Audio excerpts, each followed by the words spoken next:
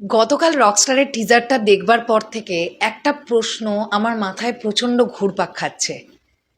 সেটা হচ্ছে, একজন 46-47 বছরের মানুষ কিভাবে নিজেকে এত তাড়াতাড়ি ভাঙছেন, আবার নতুন করে গড়ছেন, আবার ভাঙছেন, আবার আবার গড়ছেন।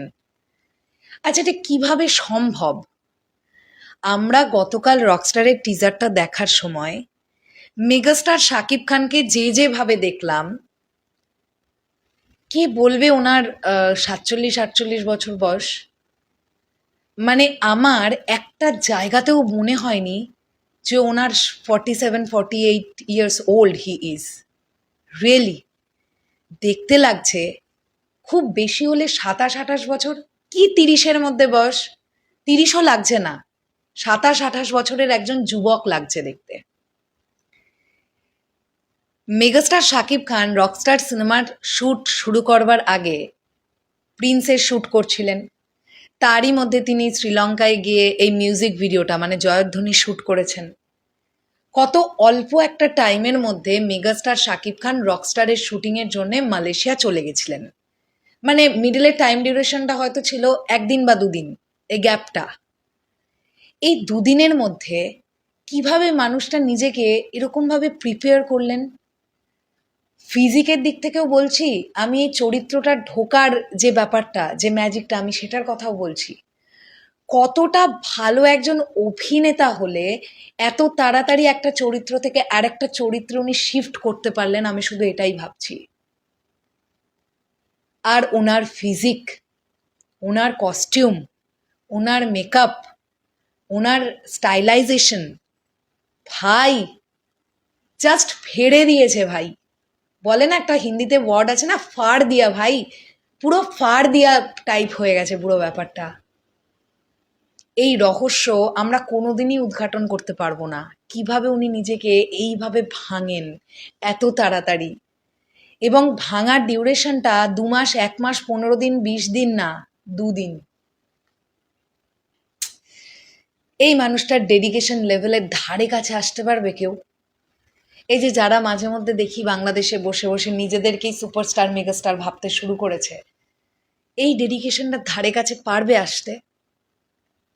যদি পারে, অদূর ভবিষ্যতে, না দূর ভবিষ্যতে, মেগাস্টার শাকিব খান যখন আর কাজ করবেন না, তখন হয়তো ধীরে ধীরে তারা ঢুকবেন, তাদের মধ্যে কেউ ঢুকবেন। বাট এই সময় ইম্পসিবল ব্যাপার। মেগাস্টার শাকিব খান এখন না 3.0 ভার্সনে খেলছেন। মানে উনি যখন প্রিয়তমার আগে আমেরিকা থেকে ফিরে এলেন, ওটা ওনার 2.0 ভার্সন ছিল। আর আমরা বলি না যে বরবাদ দিয়ে ওনার 3.0 ভার্সন শুরু হয়েছে। আমার কোথাও গিয়ে এটা মনে হয় বরবাদের রেকর্ড ফিকর্ড সব ভেঙে চুড়ে বেরিয়ে যাবে রকস্টার। কারণ দর্শক একটা অন্য রকম কিছু পেতে চলেছে। মেগাস্টার শাকিব খান 3-3.5 কোটি টাকা পারিশ্রমিক চার্জ করেন, তাই তো? আপনারা আমাকে বলুন কেন করবেন না?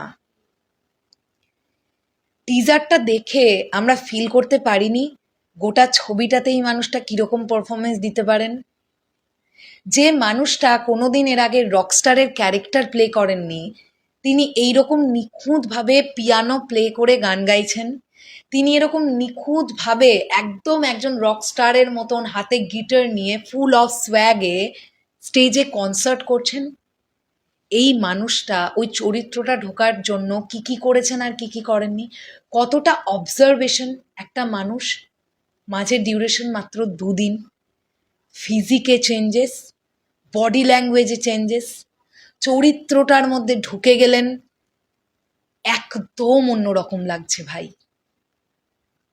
সবচেয়ে বড় কথা এটাই, কত নায়ক এরকম আছেন হয়তো বয়স 30 বছর, দেখতে লাগে 45 বছর। আমাদের মেগাস্টার শাকিব খানের আসলেই বয়স 47-48 বছর, ওনাকে দেখতে লাগছে 27-28 বছরের মতন। কি মেনটেন! এমনি এমনি হয় না ভাই, এমনি এমনি হয় না। যারা সমালোচনা করে এই মানুষটাকে নিয়ে, তারা একবার রকস্টারের টিজারটা দেখে আসুক। প্রতিটা ফ্রেমে ওই মানুষটাকে দেখে আসুক। একটা ফ্রেম থেকে আরেকটা ফ্রেমে ওনার পারফরমেন্স আলাদা, প্রতিটা ফ্রেমে উনি আলাদা, প্রতিটা ফ্রেমে ওনার ফেসিয়াল এক্সপ্রেশন আলাদা। কিভাবে, কতটা ভালো একজন অভিনেতা হলে এটা সম্ভব হয়?